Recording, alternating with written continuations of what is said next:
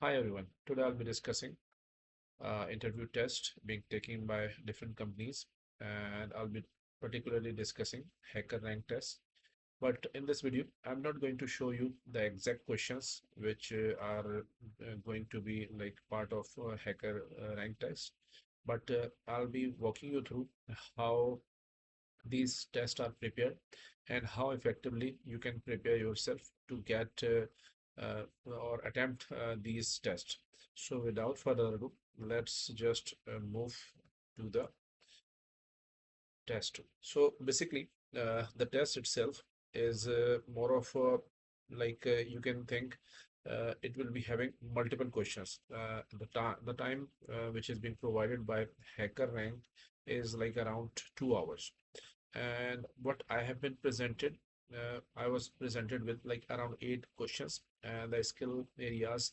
Basically, I was appearing for a .NET developer test. So the skill areas were like backend fundamentals, API design and behavior, and sort of an authentication concepts, a database aggregation concept, and sort of a error handling mechanism and object-oriented programming concepts are being asked. So I'll be discussing around all the 8 questions in detail conceptually, and I'll be walking you through what you should prepare and how you should prepare those questions.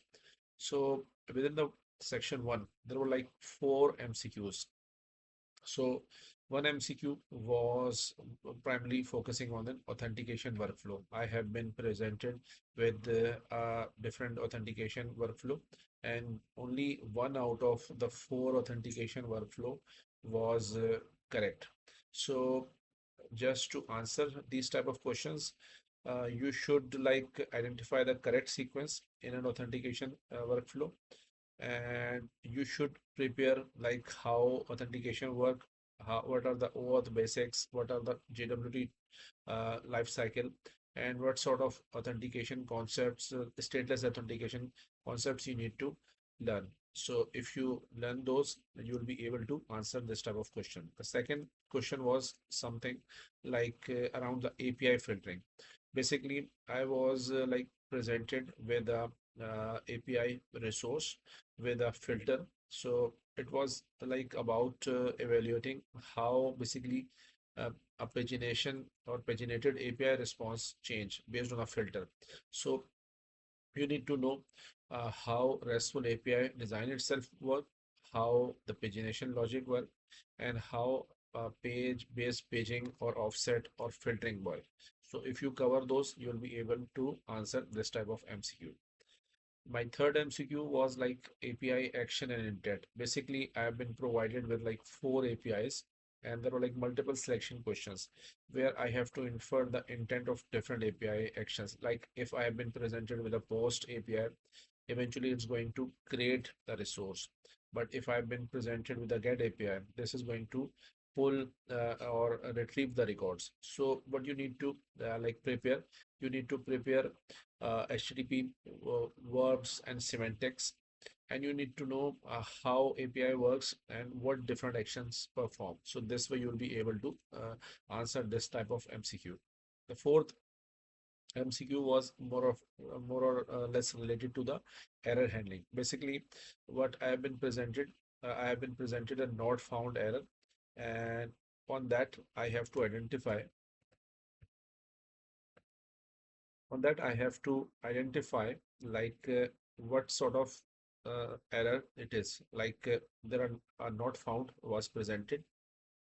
So it was particularly related to, I would say, client side error that was 404, because the resource itself is not being presented and the user is requesting a resource which is not present on the server. So for this, I recommend you should know how HTTP status code works and what sort of errors we get.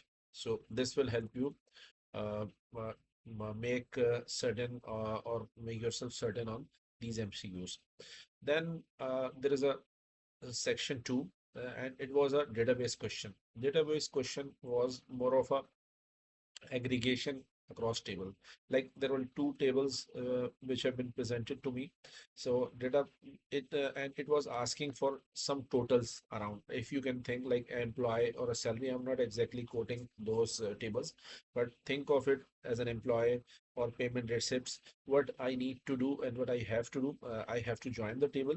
I have to use aggregation functions like min, max, sum to like add certain like records against that employee or against that user. And there was certain grouping logic using having that needs to be used. So if you particularly use a SQL join or group by or aggregate function, you are able to address this type of database question.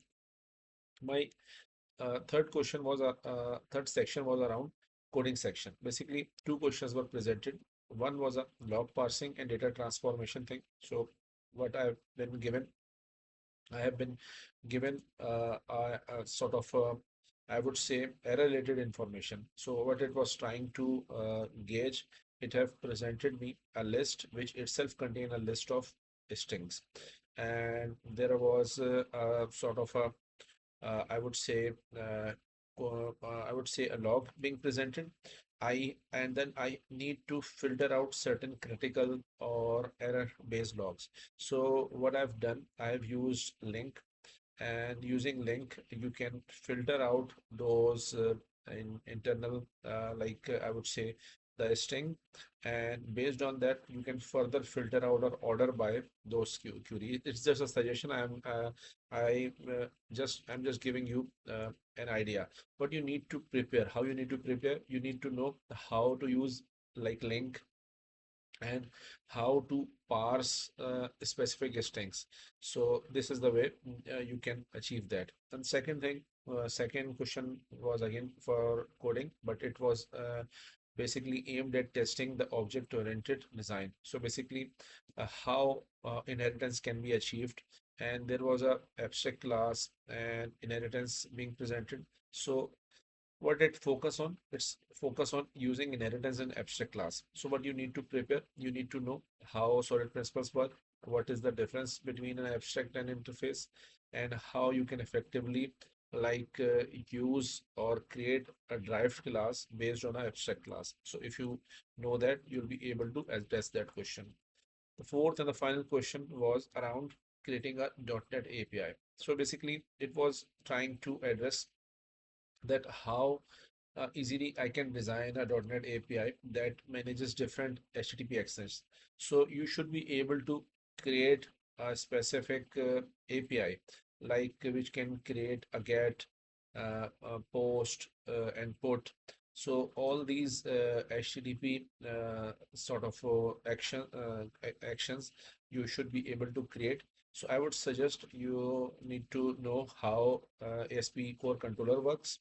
You need to know REST conventions, like if a resource is not being found, so you can return not found or any specific status codes. So if you prepare those accordingly, this will help you. So the test wasn't about tricky questions. It was about fundamentals and clarity and real world backend thinking. So I'm hopeful that this will help you identify how, or at least think through how you can attempt your in the question or the test, and hopefully this will be helpful for you. So thank you for watching. If you like this and you want to keep getting similar videos, feel free to subscribe and like the video. Thanks for watching. Have a nice day.